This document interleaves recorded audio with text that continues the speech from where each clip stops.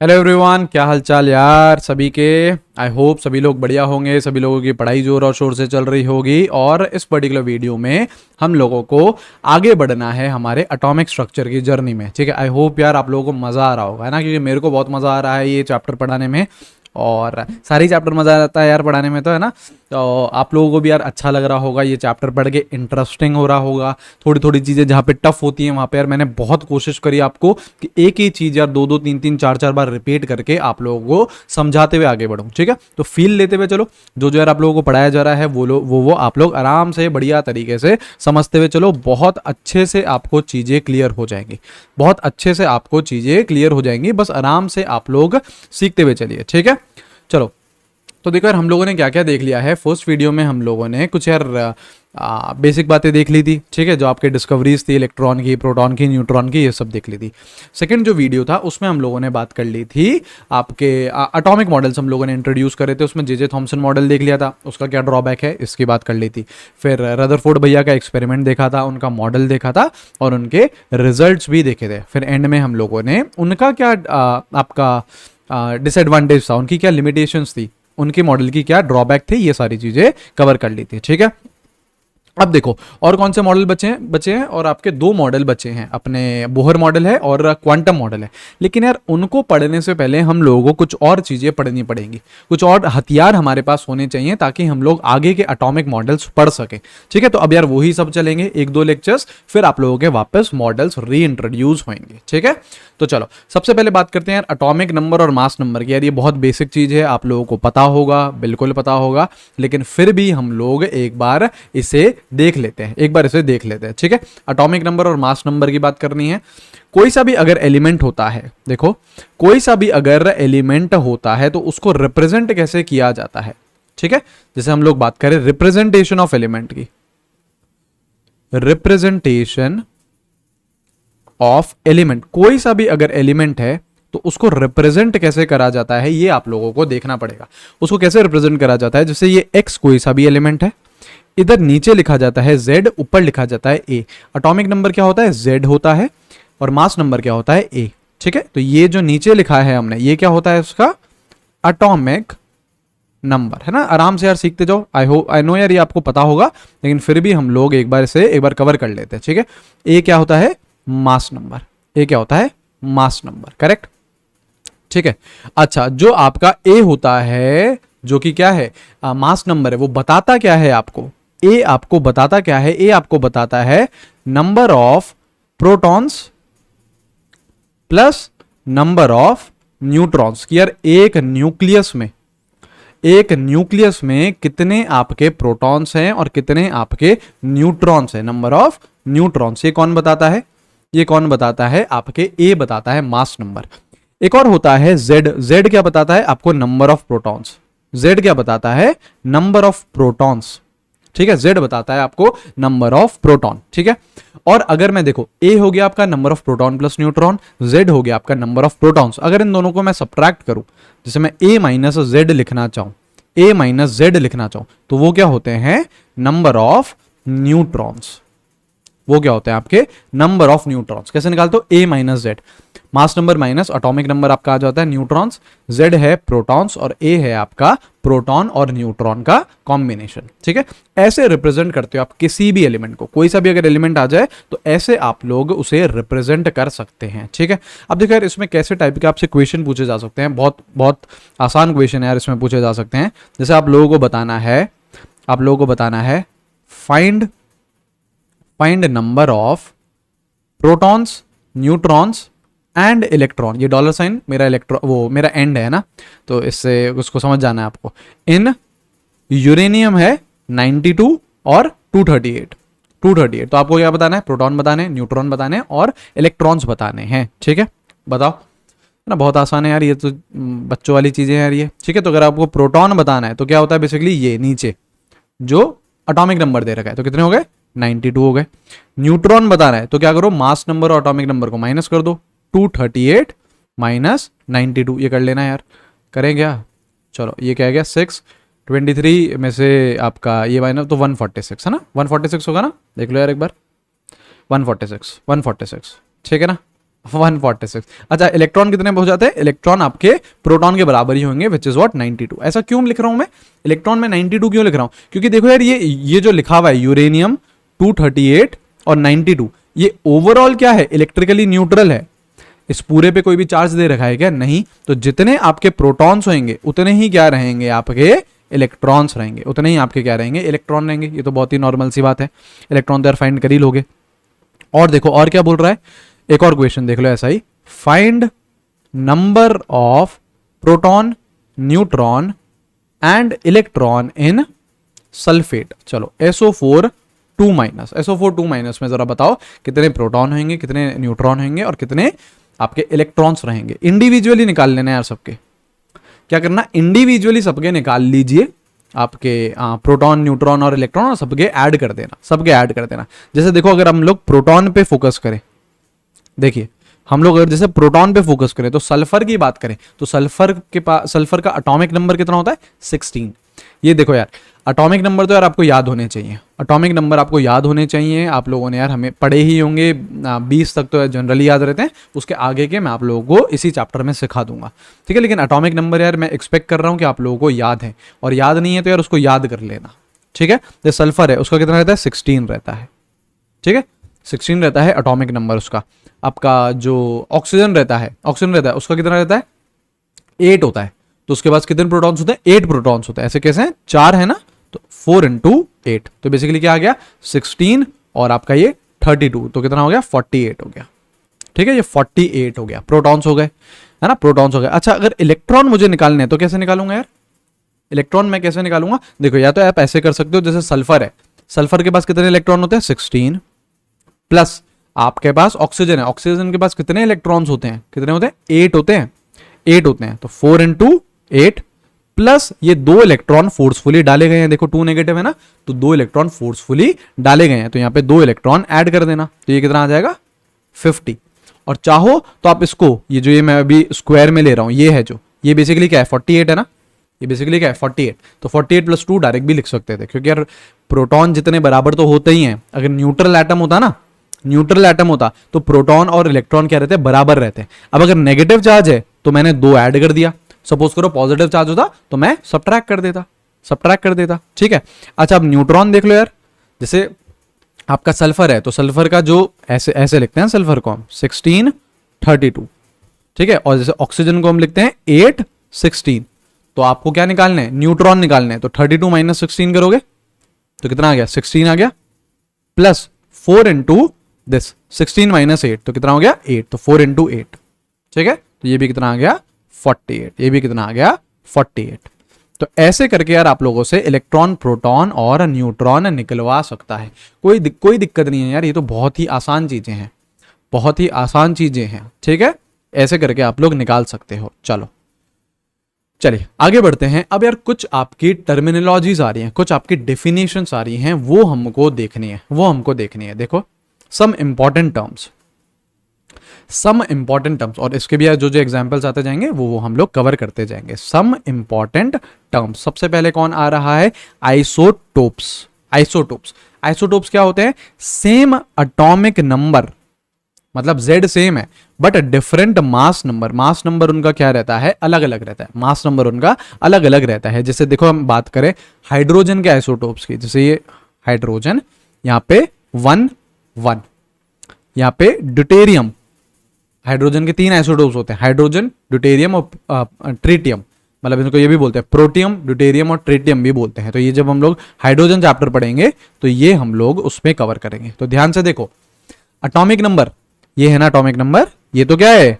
तीनों का सेम है, लेकिन मास नंबर क्या है? अलग अलग है। तो ऐसे सब्सटेंसेस को क्या बोला जाता है? आइसोटोप्स बोला जाता है, ठीक है। जैसे हम बात करें कार्बन की, तो ये कार्बन 6 12, ऐसे ही कार्बन का एक और आइसोटोप होता है 6 14। तो देखो ये टोपी है जो ऊपर है, टोपी, आइसोटोप्स की टोपी, ये अलग अलग है, ठीक है। और आपके जो एटॉमिक नंबर है वो क्या है? सेम है, वो क्या है? सेम। तो ये एग्जाम्पल हो गया आपके, ये एग्जाम्पल हो गए आपके आइसोटोप्स के। अब देखो आइसोबार्स क्या है? Different atomic number but same mass number, मतलब जो टोपी है वो भैया वो तो सेम है, लेकिन एटॉमिक नंबर क्या है? अलग अलग है। एटॉमिक नंबर क्या है? अलग अलग। जैसे आर्गन 18 40, ठीक है। कैल्शियम 20 40। तो ध्यान से देखो, तो जो टोपी है 40 40 सेम है, लेकिन जो एटॉमिक नंबर है वो क्या क्या है, अलग अलग है। एटॉमिक नंबर अलग अलग है। तो ये क्या हो गए आपके आइसोबार्स हो गए, ये क्या हो गए आइसोबार्स। अच्छा यहां देखो isotones, same number of neutrons, इनमें क्या रहते हैं, न्यूट्रॉन सेम रहते हैं। अच्छा न्यूट्रॉन कैसे निकालते हैं, A माइनस जेड से। देखो अभी अभी हमने बात करी थी, न्यूट्रॉन कैसे निकाला जाता है, A माइनस जेड से। तो ऐसे कंपाउंड्स, ऐसे कंपाउंड जिनमें A माइनस जेड सेम है, जिनमें न्यूट्रॉन सेम है, उनको हम क्या बोलेंगे, आइसोटोन। बोले तो यहां पे क्या लिख दूं मैं, सेम A माइनस जेड। इनका A माइनस जेड क्या रहता है, सेम रहता है। A माइनस जेड सेम रहता है आइसोटोन्स का, ठीक है। अब देखो इसके एग्जाम्पल देखो, जैसे सिलिकॉन 1430 और फॉस्फोरस 1531। अब इसमें देखो सेम नंबर ऑफ न्यूट्रॉन्स है। कैसे, अगर मैं इसमें न्यूट्रॉन निकालूं तो 30 माइनस 14 करूंगा, विच इज व्हाट 16, करेक्ट। इसमें देखो 31 माइनस 15, तो इसमें क्या आएगा 16। तो जो न्यूट्रॉन्स आ रहे हैं वो दोनों में क्या आ रहे हैं, सेम आ रहे हैं। तो ये दोनों किसके एग्जाम्पल हो गए, आइसोटोन्स के। मैं ये नहीं बोल रहा कि यार यही इकलौते एग्जाम्पल्स है, ऐसा नहीं है, बहुत सारे यार एग्जाम्पल्स हो सकते हैं। मैं आपको तरीका बता रहा हूं कि आप लोग कैसे निकाल सकते हो। तो आपको कुछ नहीं, A माइनस जेड करना है, जिसका सेम रहेगा वो किस कैटेगरी में चले जाएंगे, आइसोटोन्स में चले जाएंगे। सही है, यहां तक क्लियर है। चलो और देखो यार, और देखो जैसे नेक्स्ट बात करूं आइसो इलेक्ट्रॉनिक, तो नाम से ही पता चल रहा है। देखो जो आइसो का मतलब होता है ना वो सेम रहता है, इलेक्ट्रॉनिक तो जिसमें इलेक्ट्रॉन सेम हो, having same number of electrons. Electrons क्या रहने चाहिए, सेम रहने चाहिए। अब देखना यहां पे देखो कैसे निकाल रहे हैं हम लोग।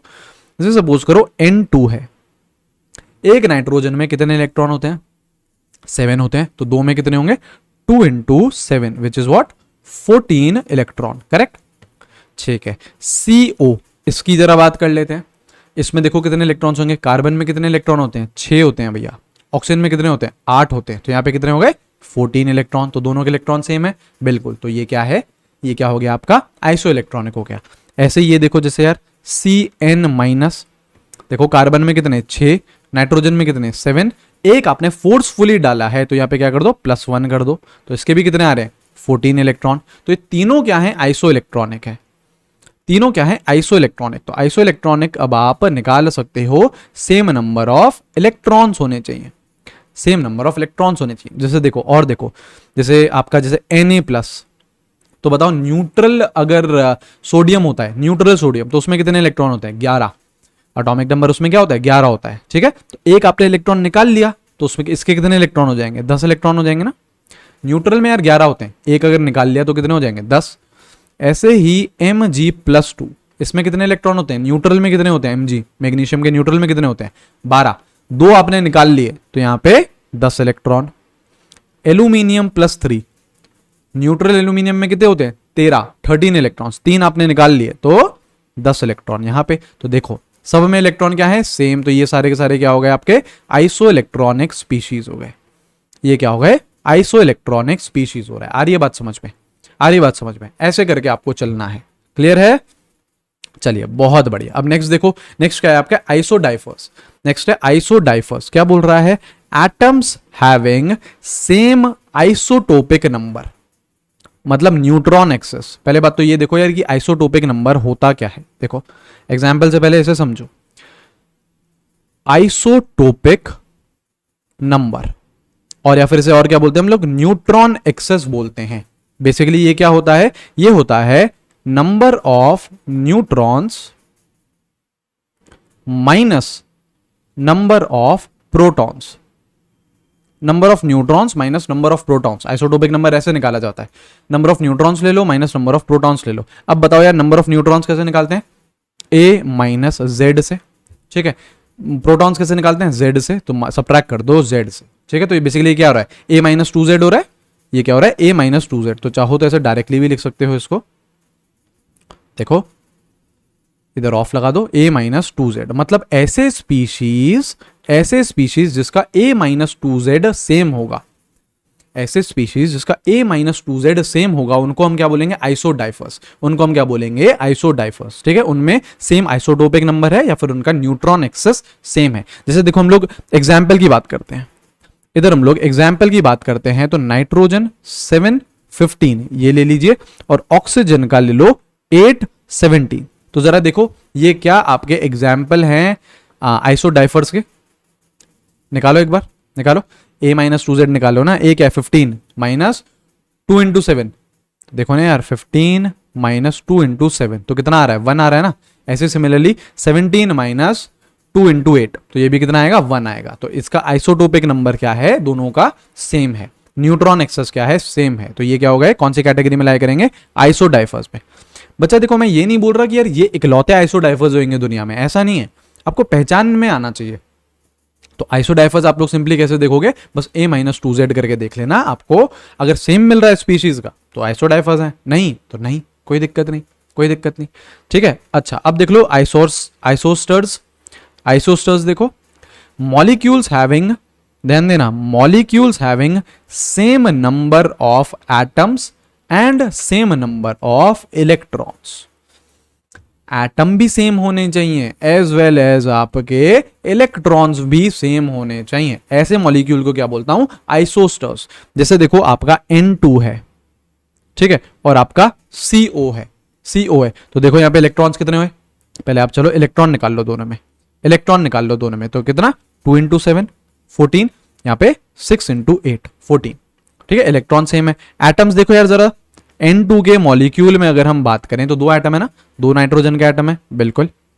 CO के मॉलिक्यूल में बात करें तो 1 कार्बन का 1 ऑक्सीजन का, तो टोटल कितने हो गए, यहां पे भी 2 हो गए, यहां पे भी टोटल कितने हो गए, 2 हो गए। तो देखो एटम भी सेम है, इलेक्ट्रॉन्स भी सेम है, तो ये क्या होंगे, आइसोस्टर्स होंगे, आइसोस्टर्स होंगे। अब देखो यार यहां पे कंफ्यूजन क्या होता है, जैसे इसकी हम लोग बात करें, इनको तो आप पैकेज में ले लो, किसमें, आइसोस्टर्स में।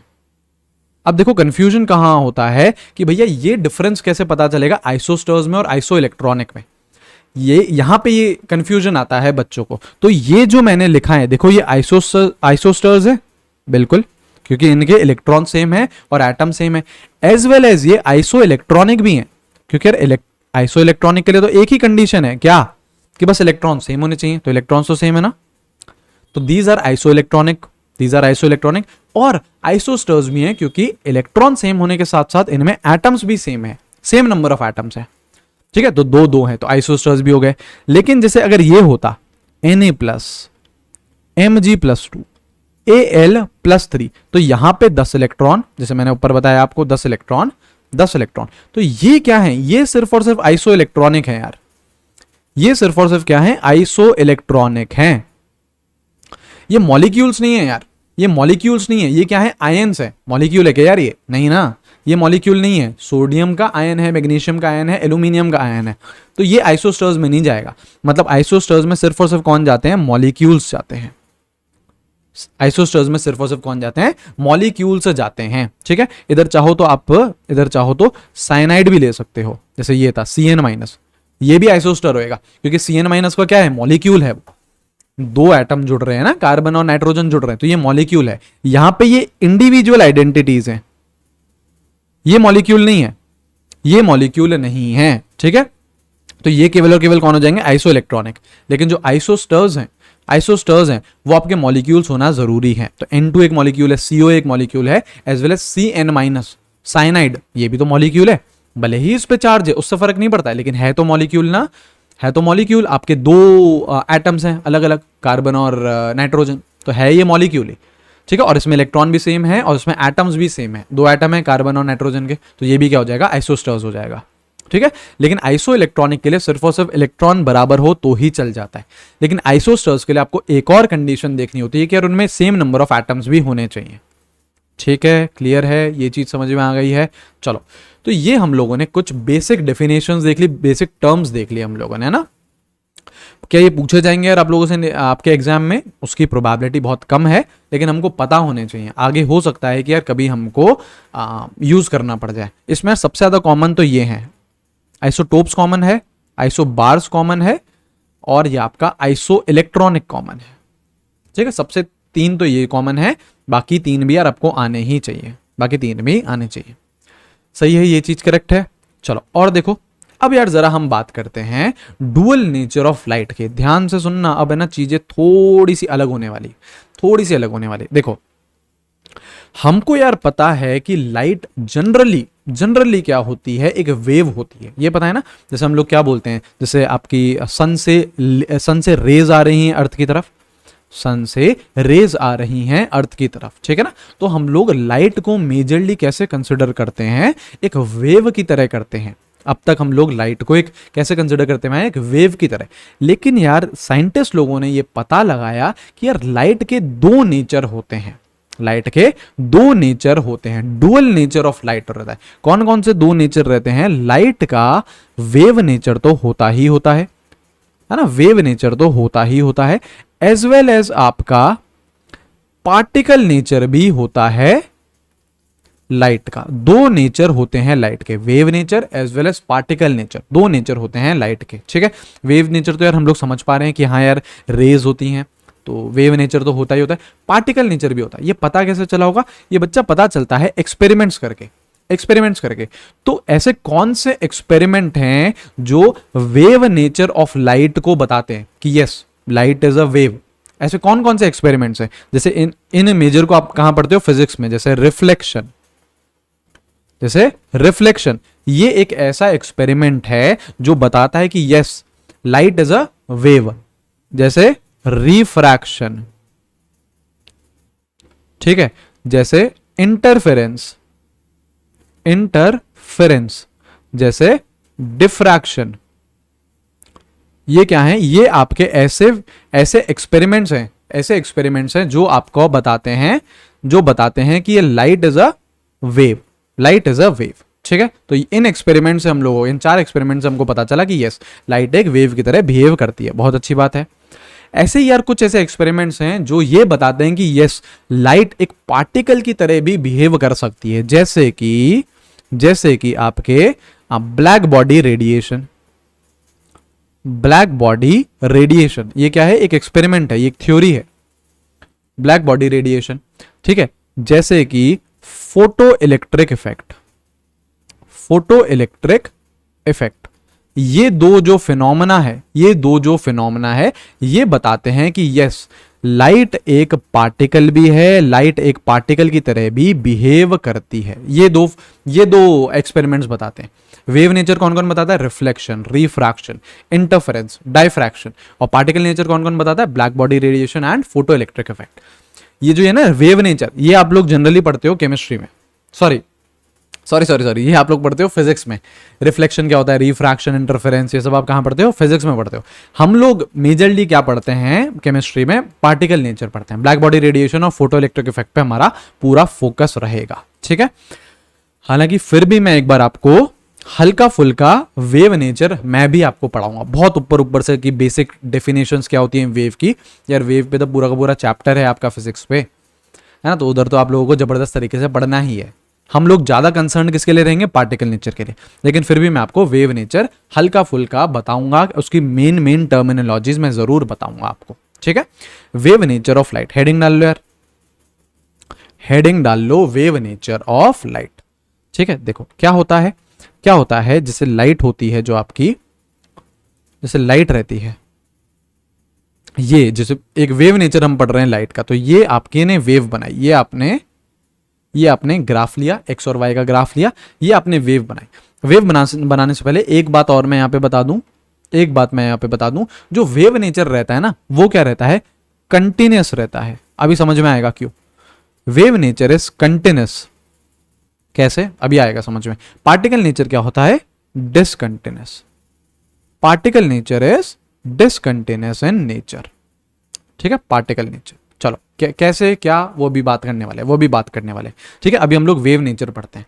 अभी मैंने वेव नेचर को क्या बोला कि it is continuous in nature, ठीक है, इट इज कंटिन्यूअस रहता है। मतलब जैसे अभी मैं वेव बनाने वाला हूं, तो देखो यहां से मैं ओरिजिन से स्टार्ट करता हूं, ये रही आपकी वेव, ठीक है, ये रही आपकी वेव। देखो ये है आपकी वेव, ऐसे चलती जाएगी, ऐसे आगे तक चलती जाएगी, ये आपकी क्या हो गई, ये आपकी बेसिकली वेव हो चुकी है, ठीक है। अब देखो जब मैंने ये वेव बनाई, जब मैंने यहां से देखो मैं वापस बना के दिखाता हूं। कंटिन्यूस बोलने का क्या मतलब है ये समझाना चाह रहा हूं। जब मैं यहां से वेव बनाना स्टार्ट करूंगा, देखना मैं पेन अपना नहीं उठाऊंगा, ये जो पेन है ये बिल्कुल भी मैं अपना उठाऊंगा ही नहीं, बिना उठाए ये वेव बन जाएगी। देखो ऐसे देखो कंटिन्यूसली बनते जा रही है, बनते जा रही है। पेन उठाना पड़ा क्या कहीं पे भी? नहीं। पेन उठाना पड़ा क्या? नहीं। तो ये क्या है? कंटिन्यूस नेचर की, ऐसे बही जा रही है, बही जा रही है, कहीं पे भी रुक नहीं रही है। आप देख लो वेव में कहीं पे भी गैप नहीं है, वेव में कहीं पे भी गैप नहीं है। तो ये क्या है? कंटिन्यूस नेचर की है यार, कहीं पे भी आपका गैप नहीं आ रहा है वेव में। तो it is what? Continuous in nature. Wave nature क्या होता है? कंटिन्यूस होता है। यहां पे कोई भी गैप नहीं आते हैं, यहां पे कोई भी गैप नहीं आते। पार्टिकल नेचर में आते हैं तो वो समझेंगे, तो वो हम लोग समझेंगे। देखो अब जो ये इस वेव के टॉप मोस्ट पॉइंट होते हैं, ये कौन से? ये क्या होते हैं? क्रेस्ट होते हैं। ये टॉप मोस्ट पॉइंट क्या होते हैं? क्रेस्ट होते हैं। ये जो बॉटम मोस्ट पॉइंट होता है इन्हें हम क्या बोलते हैं? ट्रफ। इन्हें हम क्या बोलते हैं? ट्रफ बोलते हैं, इन्हें बोलते हैं ट्रफ। तो ये बेसिकली एक जनरल वेव बनाई मैंने। अच्छा, एक होता है ये जो हाइट ऑफ क्रेस्ट है, जो कितना हाइट तक क्रेस्ट चढ़ा या फिर कितने डेप्थ तक ट्रफ गया, कितनी नीचे ट्रफ गया या फिर कितने ऊपर क्रेस्ट गया, ये क्या होता है? ये होता है आपका एम्पलीट्यूड। जो ये ग्रीन से बना रहा हूं ये क्या है? इसका एम्पलीट्यूड है। ये दोनों ही कोई भी ले लो, दोनों सेम ही वैल्यू रहती है। ये क्या होता है? एम्पलीट्यूड होता है। ये किसी भी वेव का एम्पलीट्यूड होता है, ठीक है। अब देखो कुछ टर्म्स हैं, कुछ आपकी टर्मिनोलॉजी है वेव नेचर से रिलेटेड, वो मैं आप लोगों को बताने वाला हूं। इतना समझ गए कि यार वेव नेचर क्या होता है? कंटिन्यूस होता है। एक जनरल रिप्रेजेंटेशन है वेव का, ये क्या है? General representation of wave. Wave का ये एक जनरल रिप्रेजेंटेशन है, ठीक है। तो लाइट एक वेव की तरह बिहेव कर रही है, ऐसे ऐसे एक जनरल रिप्रेजेंटेशन करा दिया। अब हमको इसके कुछ इंपॉर्टेंट टर्म्स कौन कौन से रिलेटेड हैं वेव नेचर से, वो चीजें हमको देखनी है, वो चीजें हमको देखनी है। सबसे पहले आ रहा है वेवलेंथ। सबसे पहले आ रहा है वेवलेंथ। किससे डिफाइन करते हैं हम वेवलेंथ को? कैसे लिखते हैं? लैम्डा से लिखते हैं। वेवलेंथ को हम लोग कैसे लिखते हैं? लैम्डा से लिखते हैं। तो इसकी डेफिनेशन क्या होती है?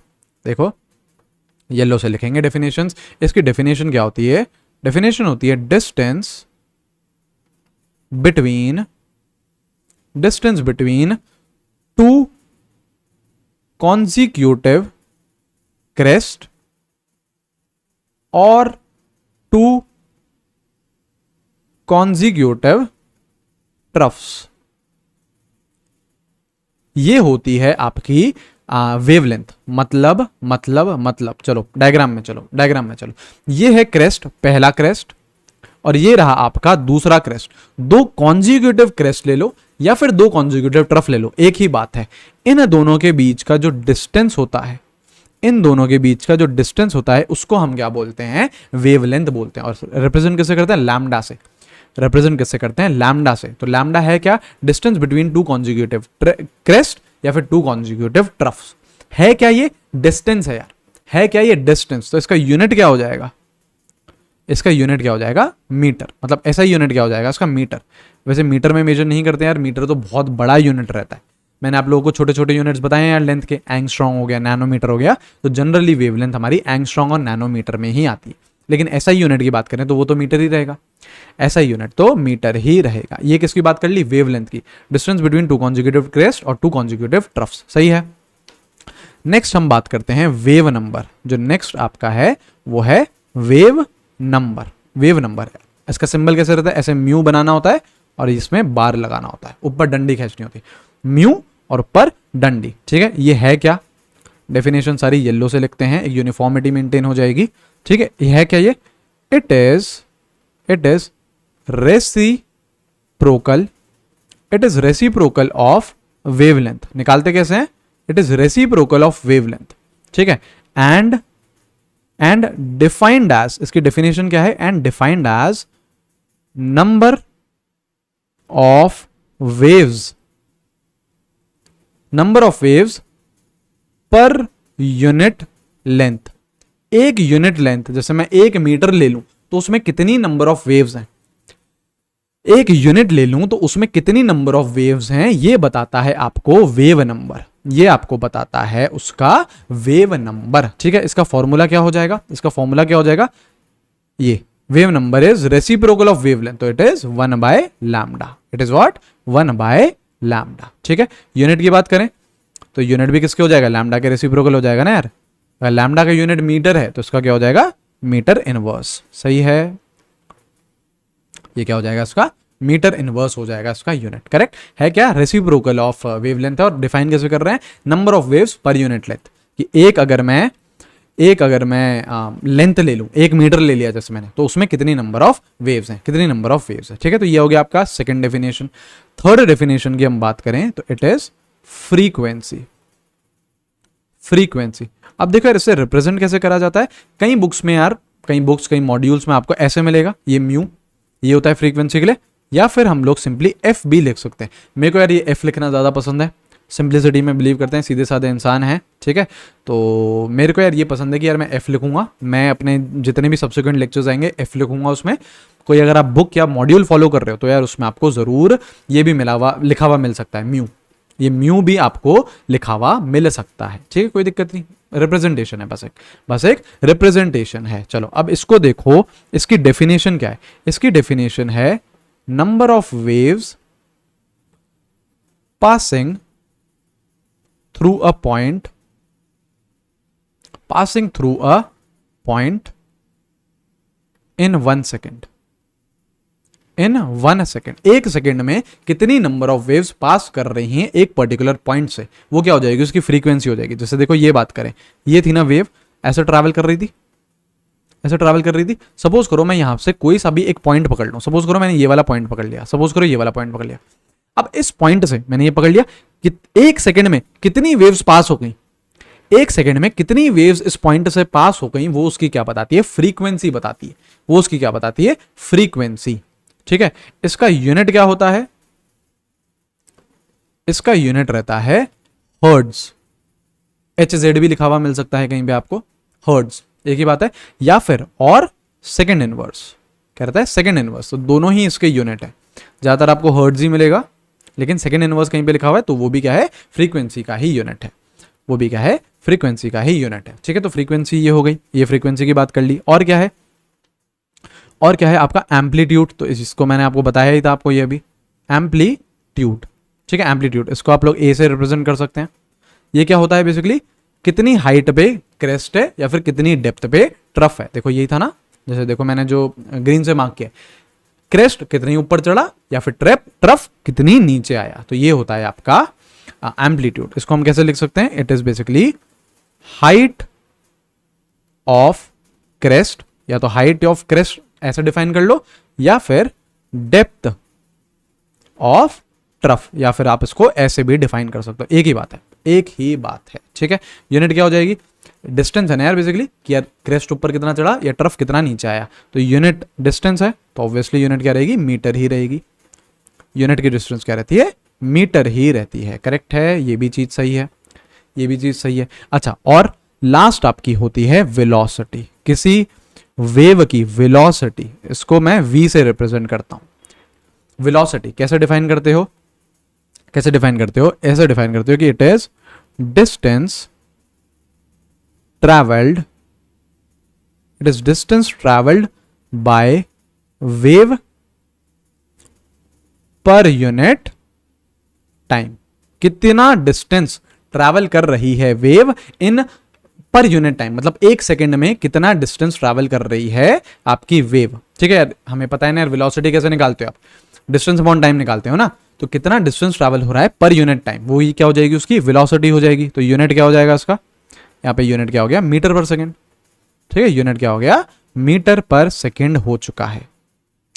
मीटर पर सेकेंड इसका यूनिट हो चुका है। करेक्ट है, यहां तक तो चीजें क्लियर हैं। आई होप यहां तक कोई भी डाउट नहीं होगा। अब देखो एक रिलेशन होता है आपका वेलोसिटी, फ्रीक्वेंसी एंड वेवलेंथ में। 5 मैंने आपको टर्म्स लिखवा दिए। एक रिलेशन आता है वेवलेंथ में, फ्रीक्वेंसी में एंड वेलोसिटी में। ठीक है, क्या होता है वो आप देखिए, या क्या होता है वो आप देखो। यहीं पे लिख देता हूं मैं रिलेशन, किसमें? ब्लू में लिख देते हैं। किसमें? वेलोसिटी, वेवलेंथ और फ्रीक्वेंसी में। तो जो आपकी वेलोसिटी रहती है v, that is equal to frequency into wavelength का प्रोडक्ट। ठीक है, ये क्या है? v, ये क्या है? वेलोसिटी। ये क्या है? वेलोसिटी। एफ क्या है? फ्रीक्वेंसी। एफ क्या है? फ्रीक्वेंसी। और वेवलेंथ लैम्डा क्या है आपका? वेवलेंथ।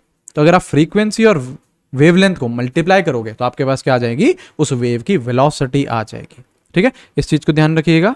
और इस चीज का हम लोग एप्लीकेशन भी आगे देखने वाले, न्यूमेरिकल्स आएंगे तो सारी चीजें हम लोग उस वक्त भी देखेंगे। ठीक है, अब देखो यार, अब मैं आपको थोड़ा बहुत आइडिया देता हूं इलेक्ट्रोमैग्नेटिक वेव्स या फिर इलेक्ट्रोमैग्नेटिक रेडिएशंस। देखो यार, इसका पूरा का पूरा चैप्टर है फिजिक्स में, तो जो भी यार आप लोगों की बहुत ज़्यादा चीज़ें रहेंगी वो तो आप लोग फिजिक्स में ही पढ़ोगे, लेकिन यस मैं भी आप लोगों को एक हल्का फुल्का आइडिया दूंगा, हल्का फुल्का आइडिया मैं आपको दूंगा, है ना। पहले तो इसकी डेफिनेशन लो कि यार ईएम वेव्स, इसे और हम क्या बोलते हैं? ईएम वेव्स भी बोलते हैं। ये होती क्या है? ये होती हैं वेव्स इन विच, बस आपको सुनना है यार, है ना, waves in which both electrical and magnetic field, waves in which both electrical and magnetic field are present is known as EM waves।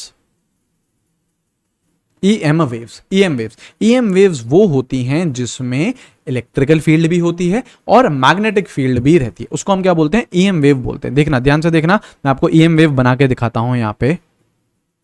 इसको अगर इमेजिन करना है आप लोगों को, देखिए इसको अगर इमेजिन करना है, ये मैंने 3D बनाई है, ये एक्स एक्सिस है, ये वाई एक्सिस है, और ये कौन सी एक्सिस है? जेड एक्सिस है। कौन सी एक्सिस है? जेड एक्सिस है। अगर आपको इसको इमेजिन करना है तो आप लोग क्या करो, जिस भी रूम में बैठे हो आप, उसका एक कोना पकड़ लो, रूम का कोई सा भी एक कोना पकड़ लीजिए। अगर आप उस कोने को पकड़ोगे तो आपको वो ये दिखेगा, ये वाला जो कोना है ना, ओरिजिन, ये आपको ऐसा फील आ रहा होगा कि देखो वो रहा कोना, वो रहा कोना। अब उस कोने को अगर आप पकड़ोगे तो एक लाइन ऐसे नीचे की तरफ जा रही होगी, एक लाइन इधर की तरफ आ रही होगी, और एक लाइन ऊपर की तरफ आ रही होगी। देखो ध्यान से, मेरे को नहीं देखो, कोने को देखो भैया, सही है? ऐसा ये इमेजिन कर पा रहे हो? बिल्कुल इमेजिन कर पा रहे हो। अब इलेक्ट्रोमैग्नेटिक रेडिएशंस क्या होती हैं? ऐसी वेव्स जिसमें आपका इलेक्ट्रिकल फील्ड भी प्रेजेंट है और मैग्नेटिक फील्ड भी प्रेजेंट है। सपोज करो आपकी इलेक्ट्रिकल फील्ड है इस डायरेक्शन में, ये कौन सी है? इलेक्ट्रिकल फील्ड है। वाई डायरेक्शन में मैंने क्या बना दी? इलेक्ट्रिकल फील्ड बना दी। ये रही आपकी इलेक्ट्रिकल फील्ड, एक डायरेक्शन में जा रही है, बहुत अच्छी बात है। ठीक है, और क्या प्रेजेंट है आपकी? और आपकी प्रेजेंट है मैग्नेटिक फील्ड। तो मैग्नेटिक फील्ड ऐसे बना लो, ये रही आपकी मैग्नेटिक फील्ड। ठीक है, ग्रीन से बना लिया। मैग्नेटिक फील्ड को किससे रिप्रेजेंट करते हैं? बी से करते हैं। देखो ई एक वेक्टर क्वांटिटी है, इसको ई डैश कर, मतलब ई पे वेक्टर का साइन लगा दो और इस पे भी एरो का साइन लगा दो। ई क्या है? ये आपकी इलेक्ट्रिकल फील्ड है। ये क्या है? इलेक्ट्रिकल फील्ड है, ई से रिप्रेजेंट करते हैं। और बी को किससे रिप्रेजेंट करते हैं? मैग्नेटिक फील्ड से। ठीक है, मैग्नेटिक फील्ड से। तो देखो, एक डायरेक्शन में गई आपकी इलेक्ट्रिक फील्ड, एक डायरेक्शन में गई आपकी मैग्नेटिक फील्ड। ठीक है, और जो तीसरी डायरेक्शन बची है, जो कि कौन सी है? एक्स एक्सिस है। जो कि डायरेक्शन कौन सी है आपकी? एक्स एक्सिस है। तो इस एक्सिस की तरफ, इस एक्स एक्सिस की तरफ आपका क्या रहता है? Propagation of wave. Propagation of wave मतलब, ध्यान से सुनना है, यहां पे ध्यान से सुनना है। अगर एक्स एक्सिस के डायरेक्शन में वेव चल रही है, जो उसकी जैसे ऐसे चलाता था ना, वेव को ऐसे चलाता था, तो वो कौन सी डायरेक्शन में? एक्स डायरेक्शन में। तो उसके परपेंडिकुलर डायरेक्शन में होगी आपकी इलेक्ट्रिक फील्ड और उसके परपेंडिकुलर डायरेक्शन में होगी आपकी मैग्नेटिक फील्ड। ये जो तीन एक्सेस होती है ना, एक्स वाई और जेड एक्सेस, ये तीनों की तीनों 90 डिग्री पे होती हैं। देख लो ना यार, कोना कोना देख लो आप अपने रूम का, उससे जो तीन लाइनें जा रही, इधर की तरफ, इधर की तरफ और इधर की तरफ, तीनों की तीनों देखो 90 डिग्री पे। तो एक्स वाई और जेड एक्सेस क्या है? 90 डिग्री पे। तो अगर propagation of wave x axis में है तो इलेक्ट्रिक फील्ड कहाँ है? वाई एक्सिस में। मैग्नेटिक फील्ड कहाँ है? जेड एक्सिस में। तो तीनों चीजें कौन कौन? Propagation of wave, electrical field and magnetic field, all three are mutually perpendicular to each other. ये मैं बोल सकता हूं, एक एक्स एक्सिस में है तो एक वाई एक्सिस में और एक जेड एक्सिस में। तो propagation of wave, electrical field and magnetic field all are mutually perpendicular to each other. ये चीज मैं लिख सकता हूं। तो यहां पे मैं पहला पॉइंट क्या लिख सकता हूं? व्हाइट से लिखेंगे, ये लिखेंगे कि इलेक्ट्रिकल फील्ड, देखिएगा electrical field, magnetic field and propagation of wave,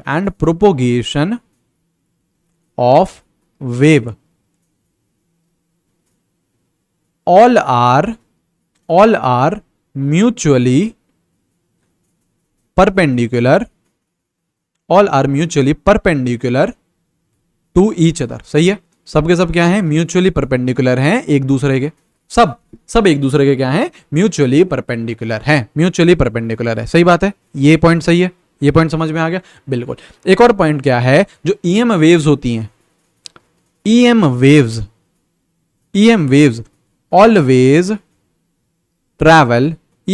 always travel with speed of light। किससे ट्रैवल करती है, स्पीड ऑफ लाइट से ट्रैवल करती है, and does not require any medium to travel. इस चीज को ध्यान रखने वाली बात है। जैसे यार आपकी जो सनलाइट होती है, जो सन रेज होती हैं, वो क्या होती है, ईएम वेव्स होती हैं, वो एक तरीके से इलेक्ट्रोमैग्नेटिक रेडिएशंस है।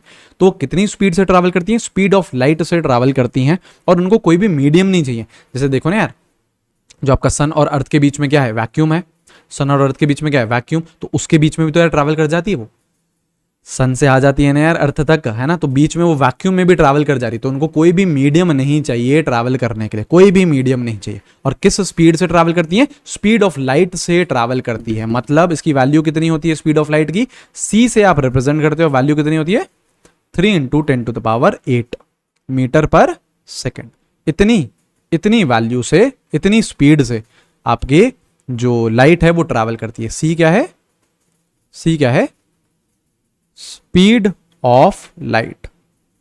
इतनी स्पीड से आपकी जो ईएम वेव्स हैं वो ट्रैवल करती हैं, ठीक है, सारी ईएम वेव्स। ऑलराइट, अच्छा एक और वो यार रिलेशन, जैसे देखो हमने ये देखा था ना, जैसे हम लोगों ने ये देखा था velocity equals to frequency into wavelength, ठीक है। तो वही आपका ईएम के लिए कैसे हो जाएगा, वेलोसिटी उनकी क्या हो जाएगी, स्पीड उनकी क्या हो जाती है, सी के बराबर हो जाती है, ठीक है। तो यहां पे ये क्या आ जाएगा, c equals to frequency into wavelength, ठीक है। कुछ नहीं, बस उसको जनरलाइज कर दिया यार, वहां पे हमने v लेखा रखा था क्योंकि वेलोसिटी v थी, यहाँ पे किससे ट्रैवल कर रहे हैं, विद स्पीड ऑफ लाइट, तो मैंने उसको c से रिप्रेजेंट कर दिया। चाहो तो यार यहाँ पे लिख लो, ये क्या है, स्पीड ऑफ लाइट है, करेक्ट। f क्या है, फ्रीक्वेंसी है, f क्या है, फ्रीक्वेंसी, और यहाँ पे लैम्डा क्या है आपका, वेवलेंथ, लैम्डा क्या है, वेवलेंथ है, ठीक है। इस पे कुछ क्वेश्चन भी कराऊंगा आपको, इस पे कुछ हम लोग क्वेश्चन भी कर लेंगे, ठीक है। ये चीज हमने बात कर ली, एक तो इतनी चीजें हमने इलेक्ट्रोमैग्नेटिक वेव्स के बारे में बात करी। अब यार एक होता है इलेक्ट्रोमैग्नेटिक वेव्स का स्पेक्ट्रम होता है, क्या होता है, इसको हम लोग क्या बोलते हैं, इलेक्ट्रोमैग्नेटिक स्पेक्ट्रम भी बोला जाता है। देखना, इलेक्ट्रोमैग्नेटिक स्पेक्ट्रम बेसिकली क्या रहता है यार, स्पेक्ट्रम क्या होता है, एक तरीके से अरेंजमेंट, बढ़िया तरीके से शो लगा दो, सबको अरेंज कर दो, तो उसको हम क्या बोलते हैं, स्पेक्ट्रम। तो अगर जितनी भी इलेक्ट्रोमैग्नेटिक वेव्स हैं उनको अगर आप अरेंज कर देते हो तो उसको हम क्या बोलते हैं, इलेक्ट्रोमैग्नेटिक स्पेक्ट्रम बोलते हैं। तो देखो कितनी सारी आपकी इलेक्ट्रोमैग्नेटिक वेव्स हैं, ये सब हमको देखना है, तो नाम सुनते जाओ आप लोग। सबसे पहले आता है कॉस्मिक रेज, ये भी क्या है, एक तरीके से इलेक्ट्रोमैग्नेटिक वेव्स ही हैं, ठीक है। फिर आता है आपका गामा रेज, ठीक है। फिर आपकी आती हैं एक्स रेज, फिर आपकी आती हैं एक्स रेज, फिर आती हैं आपकी ultraviolet rays, UV rays बोले तो अल्ट्रा वायलेट रेज। फिर आपका आता है विजिबल रीजन, बात करेंगे सारी, है ना, बात करेंगे अभी, ठीक है। फिर आता है आपका इंफ्रारेड रीजन, इंफ्रारेड रेज बोल दो, इंफ्रारेड रीजन बोल दो, एक ही बात है। फिर आती हैं आपकी माइक्रो वेव्स, और फिर आती हैं आपकी रेडियो वेव्स, ठीक है। ऑलराइट, तो ये आपका एक इलेक्ट्रोमैग्नेटिक स्पेक्ट्रम है, ये आपका क्या है, इलेक्ट्रोमैग्नेटिक स्पेक्ट्रम। अगर मैं इस स्पेक्ट्रम में लेफ्ट टू राइट मूव करना स्टार्ट करूं, यहां से मैं मूव करना स्टार्ट करूं, लेफ्ट टू राइट में अगर ये मूव करना स्टार्ट करूं तो जो आपकी वेवलेंथ होती है, जो लैम्डा होती है, वो क्या करती है, इंक्रीज करती है। वेवलेंथ क्या करती है, इंक्रीज करती है अगर मैं लेफ्ट टू राइट जाता हूं। तो कॉस्मिक रेज की वेवलेंथ सबसे कम, रेडियो वेव्स की वेवलेंथ सबसे ज्यादा। ठीक है, अच्छा ऐसे ही अगर मैं लेफ्ट टू राइट जाऊंगा, अगर मैं लेफ्ट टू राइट जाऊंगा तो मुझे बताओ फ्रीक्वेंसी का क्या होगा, सोचो फ्रीक्वेंसी का क्या होगा। देखो जैसे ये था यार, ये मैंने एक्सप्रेशन लिखा ना यहाँ पे, C equals to frequency into wavelength, ये लिखा ना, सही बात है। एक बात बताओ, ये जो C है क्या ये कांस्टेंट है क्या?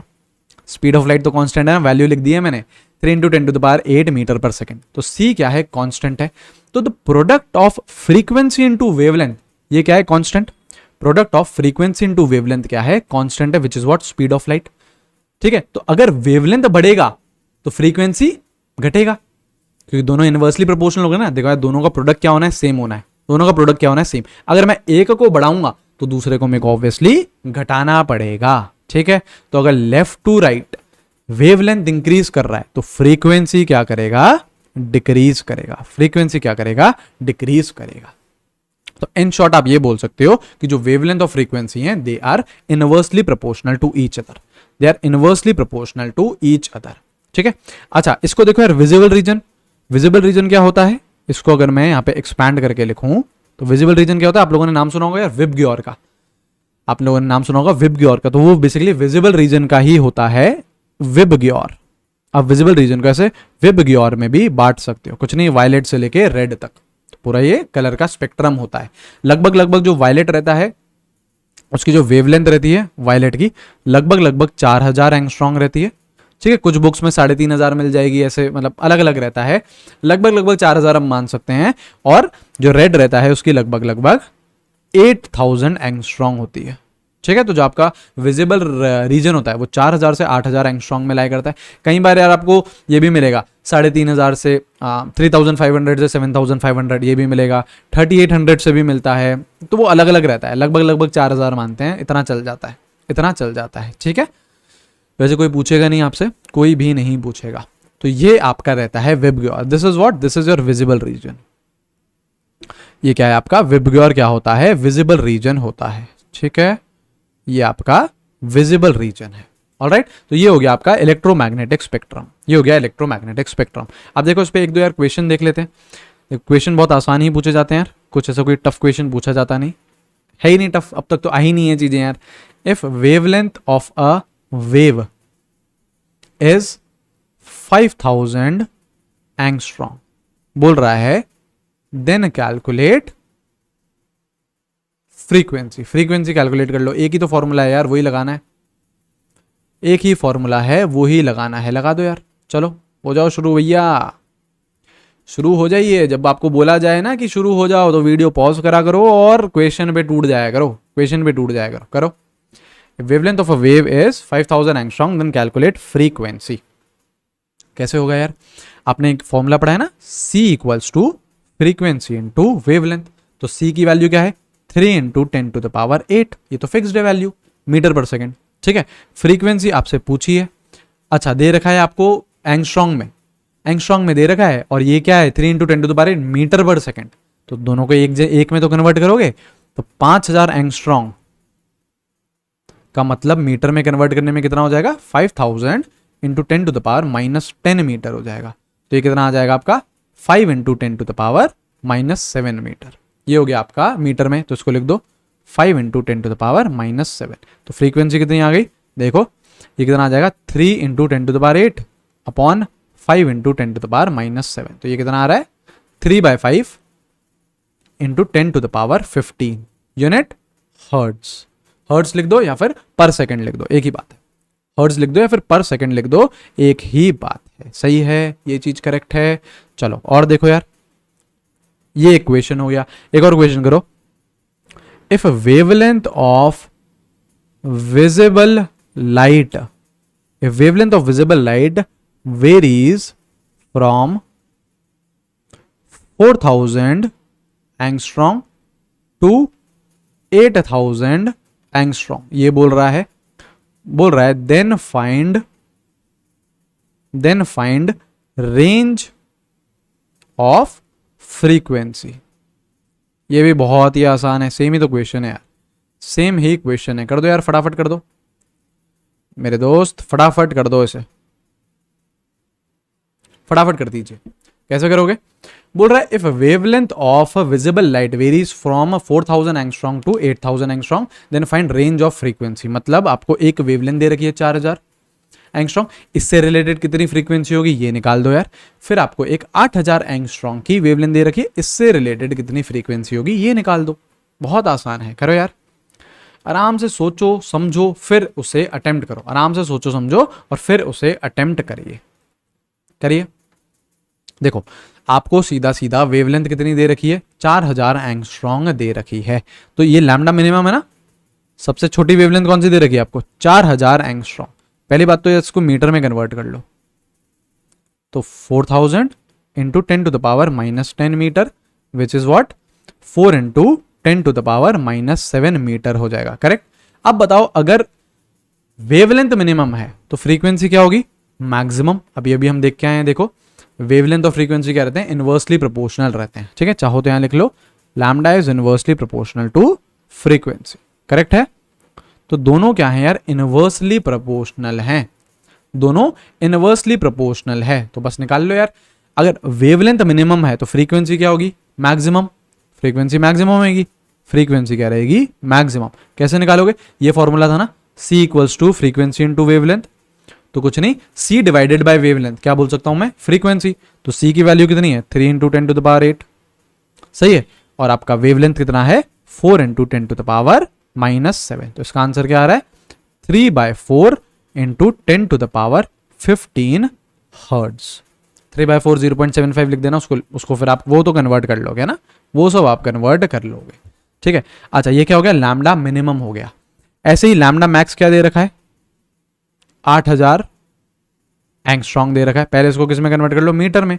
8000 into 10 to the power -10 metre. तो ये क्या आ गया आपका, 8 into 10 to the power -7 metre. Correct. तो अब आपका लैम्डा क्या है, मैक्सिमम है, 8000 है ना, तो फ्रीक्वेंसी क्या हो जाएगी इसकी, मिनिमम हो जाएगी। कितनी, speed of light upon wavelength. Speed of light कितनी है, 3 into 10 to the power 8। Wavelength कितनी है, 8 इंटू 10 टू द पावर -7। तो सीधा सीधा आंसर क्या आ रहा है इसका, 3/8 into 10 to the power 15। Units क्या है, हर्ट्ज। यूनिट क्या है, हर्ट्ज। बताओ मुश्किल है क्या, नहीं यार, एक ही तो फॉर्मूला है, एक ही तो फॉर्मूला है यार। अब तक बिल्कुल भी चीजें मुश्किल नहीं हुई हैं, अभी धीरे धीरे स्टार्ट होंगी। ठीक है, धीरे धीरे स्टार्ट होंगी यार। ठीक है, देखो अभी जैसे आगे हमको और क्या क्या पढ़ना है, जैसे हमको देखो पार्टिकल नेचर पढ़ना है। अब इसमें हमको क्या क्या पढ़ना है, ब्लैक बॉडी रेडिएशंस पढ़ना है और हमको फोटो इलेक्ट्रिक इफेक्ट पढ़ना है। ठीक है, तो यार ये चीज़ तो हम नेक्स्ट वीडियो में दिखाएंगे। मैं आपको बता दूं, जैसे देखो ये प्लैंक्स क्वांटम थ्योरी, फिर आगे चलोगे तो उसका फोटो इलेक्ट्रिक इफेक्ट भी आएगा। ठीक है, ये सारी चीज़ें हमको देखनी है। आज के पर्टिकुलर वीडियो में हम लोगों ने क्या करा, एक बार मैं आपको रिवीजन करवा देता हूं उसका जल्दी से। देखिए साथ साथ रिवीजन देख लो आप लोग, अगर आपने नोट्स बनाए हैं तो आप लोग साथ साथ देखते जाइए। ठीक है, देखो देखिए, यस इन हमने टर्मिनोलॉजी से स्टार्ट करा था। इस टर्मिनोलॉजी से हमने स्टार्ट करा था आइसोटोप क्या है, जिनके एटॉमिक नंबर सेम है, मास नंबर अलग अलग है। इसका एग्जांपल देखा, isobars different atomic number but mass number same है। टोपी भैया सेम है। आइसोटोन्स, न्यूट्रॉन सेम है। बड़ा प्यार, देखो ना, आइसोटोन्स, टोन्स तो न्यूट्रॉन्स। ठीक है, न्यूट्रॉन क्या है, सेम है, मतलब A-Z क्या है, सेम है। ठीक है ना, देखो इससे पहले रिप्रेजेंटेशन जो सिखाया था आपको, ये चीज तो देख ली थी आपने, है ना, ये चीज तो आपको पता है। अब देखो और क्या है, आइसो इलेक्ट्रॉनिक, सिंपली सी कंडीशन, इलेक्ट्रॉन सेम होने चाहिए, तो इलेक्ट्रॉन सेम देख लो, N2CO CN- इलेक्ट्रॉन सेम है, Na+, Mg+2 Al+3 electron same है, तो ये क्या हो गए, आइसो इलेक्ट्रॉनिक। आइसोडाइफर्स में ऐसे एटम्स जिनका आइसोटोपिक नंबर सेम है, मतलब न्यूट्रॉन एक्सेस सेम है। और वो कैसे निकालते हो आप, number of neutrons minus number of protons, मतलब A-2Z से। एग्जाम्पल बता दिया था उसका। एंड ऐसे ही सिमिलरली आपका आइसोस्टर्स, ऐसे मॉलिक्यूल्स जिसमें इलेक्ट्रॉन्स तो सेम होते ही होते हैं, as well as number of atoms भी सेम होते हैं। ठीक है, चलो इसकी बात कर ली थी हमने। फिर ड्यूल नेचर बताया, ये बोला कि यार लाइट के दो नेचर होते हैं। अब तक हमें क्या पता था कि यार लाइट एक वेव है, अब तक बस हमें इतना ही आइडिया था। लेकिन आज से मतलब इस चैप्टर को पढ़ने के बाद हमको ये भी पता चलेगा कि यार एक लाइट एक पार्टिकल भी है, वेव नेचर भी है, पार्टिकल नेचर भी है। वेव नेचर के ये रे फिनोमेना कहाँ पढ़ोगे? फिजिक्स में भैया, फिजिक्स में, ठीक है। हाँ, पार्टिकल नेचर के ये रे फिनोमेना कहाँ पढ़ोगे? केमिस्ट्री में भैया, ब्लैक बॉडी रेडिएशन और फोटो इलेक्ट्रिक इफेक्ट, ठीक है। तो ये एक जनरल रिप्रेजेंटेशन कर दी वेव की। क्रेस्ट होता है हाईएस्ट पॉइंट, लोएस्ट पॉइंट होता है ट्रफ। हाइट क्रेस्ट की या फिर ट्रफ की डेप्थ, उनको क्या बोलते हैं? एम्पलीट्यूड बोलते हैं। वेवलेंथ की बात करी, 2 कॉन्जुगेटिव क्रेस्ट या ट्रफ। वेव नंबर की बात करी, रेसिप्रोकल रहता है वेवलेंथ का। फ्रीक्वेंसी, एम्पलीट्यूड, वेलोसिटी, इन सब की बात कर ली, इनकी यूनिट्स की भी बात कर ली, ठीक है। एक आपको फॉर्मूला बताया कि velocity is frequency into wavelength, सही है। फिर बात करें किसकी? इलेक्ट्रोमैग्नेटिक वेव्स की। क्या होती हैं? ऐसी वेव्स जिसमें इलेक्ट्रिक फील्ड भी होती है, मैग्नेटिक फील्ड भी होती है, दोनों फील्डें होती हैं। और electric field, magnetic field and propagation of wave, मतलब जिस डायरेक्शन में वेव जा रही है, तीनों क्या होते हैं? एक दूसरे के परपेंडिकुलर होते हैं, म्यूचुअली परपेंडिकुलर। किस स्पीड से चलता है? 3 × 10⁸ से चलता है। और ये रहा फॉर्मूला, C = F × लैम्डा। फिर इलेक्ट्रोमैग्नेटिक स्पेक्ट्रम की भैया जितनी भी इलेक्ट्रोमैग्नेटिक वेव्स है उनका जरा स्पेक्ट्रम बता दो, वो कैसे लाई कर रही। तो ऐसे होती हैं, ये होती हैं। लेफ्ट टू राइट जा रहा हूं तो वेवलेंथ इंक्रीज करती है, तो फ्रीक्वेंसी क्या करेगी? डिक्रीज करेगी, क्योंकि वेवलेंथ और फ्रीक्वेंसी आर इनवर्सली प्रोपोर्शनल। ये यहां तक चीजें क्लियर हैं, यहां तक चीजें क्लियर हैं, ठीक है। विजिबल विबग्योर होता है, लगभग 4000 एंगस्ट्रॉम से 8000 एंगस्ट्रॉम तक लाई करता है आपका विजिबल रीजन। ये चीज सही है। अब ये 2 क्वेश्चन करा दिए, बस इतना ही पढ़ा है, ज्यादा कुछ नहीं पढ़ा है यार, है ना, ज्यादा नहीं पढ़ा है। हो सकता है थोड़ा अभी हैवी लग रहा हो, क्योंकि देखो यार आपके थोड़े थोड़े जो बिलीफ हैं या मिथ हैं वो टूटने लगेंगे, अब आगे जाके और भी टूटेंगे। जैसे अब तक क्या मानते हुए थे यार, लाइट तो वेव है यार, एक लाइट तो वेव है, ठीक है। तो लेकिन अभी नेक्स्ट वीडियो में मैं आप लोगों को समझाने वाला हूं कि लाइट एक पार्टिकल भी है, दोनों है, दोनों नेचर हैं, वेव नेचर भी है, पार्टिकल नेचर भी है। ये नेक्स्ट वीडियो में देखेंगे कि पार्टिकल नेचर कैसे, क्या हमको प्रूव करना है। तो क्या होता है, जैसे थोड़े थोड़े हमारे जो बिलीफ टूटते हैं कि नहीं यार ये चीज ये भी हो सकती है, तो हम लोगों को उसको डाइजेस्ट करने में थोड़ी सी मुश्किल होती है। लेकिन कोई दिक्कत नहीं यार, कोई भी दिक्कत नहीं है, आपको धीरे धीरे बढ़िया तरीके से आदत हो जाएगी। चैप्टर अगेन रिपीट कर रहा हूं, इंटरेस्टिंग है, साथ साथ पढ़ते जाओ, बैकलॉग क्रिएट नहीं होने दो, बैकलॉग नहीं होने दो, है ना, साथ साथ पढ़ते जाओ। फिर देखना जब ये चैप्टर खत्म होगा, जिसे बोलते हैं ना चैंपियन बन जाओगे। एक एक कॉन्सेप्ट आपको यार ऐसे घुसा हुआ होगा आपके अंदर, एक एक क्वेश्चन आप लोग इतने शानदार तरीके से कर पाओगे, मजा आ जाएगा यार, ठीक है। वो सारी गारंटी मेरी है, आपको समझ में आना चाहिए, आपको आपके नोट्स आपके ढंग से मिलने चाहिए, वो सारी गारंटी मेरी। आपकी क्या है, आपका क्या है रोल, कि बस उसको रेगुलरली पढ़ते चाहिए, ठीक है। तो चलो यार, take care everyone, have a great day, see you guys, bye bye. मेरा नाम नितेश देवनानी है, I am your chemistry mentor. कोई भी हेल्प चाहिए हो तो मेरे को जरूर रीच आउट करिएगा, alright. Take care everyone, have a great day, see you guys, bye bye.